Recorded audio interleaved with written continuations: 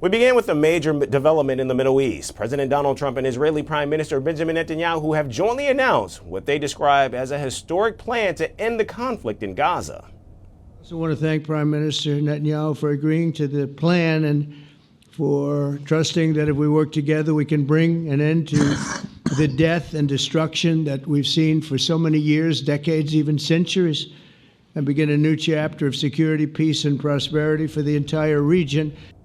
Meanwhile, Prime Minister Netanyahu declared that if Hamas does not accept the plan, Israel, with American backing, will finish the job of removing the group from power. But if Hamas rejects your plan, Mr. President, or if they supposedly accept it and then basically do everything to counter it, then Israel will finish the job by itself. This can be done the easy way, or it can be done the hard way, but it will be done. We prefer the easy way, but it has to be done. Now, the framework bears similarities to previous ceasefire proposals, such as the plan put forward by former President Joe Biden back in May of 2024, which sought to achieve a phased truce, the release of hostages, and ultimately a broader settlement. And Hamas has reportedly accused that the U.S.-sponsored peace plan leans towards the Israeli perspective. What was said at the press conference leans toward the Israeli perspective. It is close to what Netanyahu insists on in order to continue the war. We need to receive this plan in written and clear form before we respond to it. The plan must be in the hands of Hamas and the Palestinian organizations.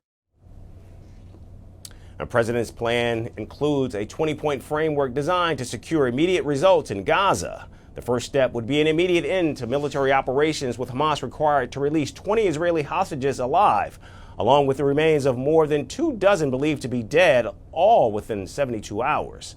In return, Israel would free hundreds of detained Palestinians, and the document also establishes rules for handling the dead. For every Israeli hostage whose remains are handed over, Israel would release the remains of 15 Gazans. Beyond the initial ceasefire, the plan outlines a new governance arrangement for Gaza.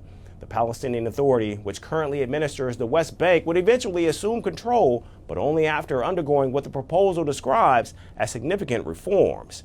In the meantime, Gaza would be governed by a temporary administration made up of qualified Palestinians and international experts.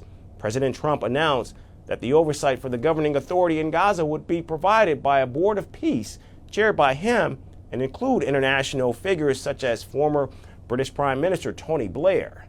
Now, in a departure from Trump's earlier statements, Palestinians will not be asked to leave Gaza. Instead, the plan emphasizes rebuilding with the pledge that people who will be offered the opportunity to create a better life.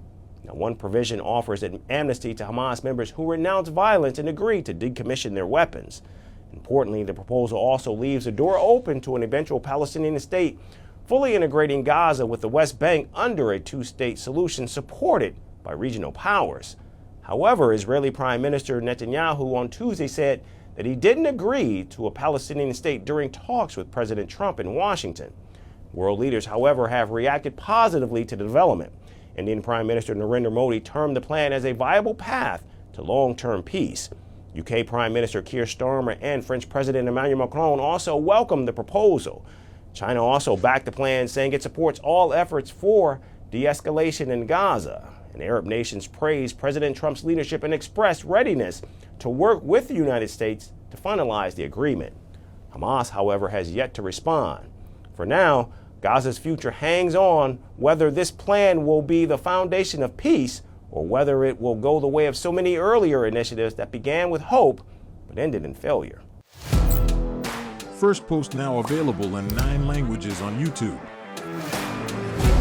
English, $36 trillion. French, Le FMI, comme German, Geschäftsführenden Direktor, Hindi, $30 trillion kakarj mo. Indonesian, Pemerintah tanpa pemeriksaan. Italian, Sekali radikali. Japanese, 4兆ドル以上も Portuguese, por causa do próprio balanço patrimonial. Spanish. Beautiful bill. Go to Settings, click on Audio Track and select the language of your choice. Be the first to know what's happening around you in your first language. Firstpost.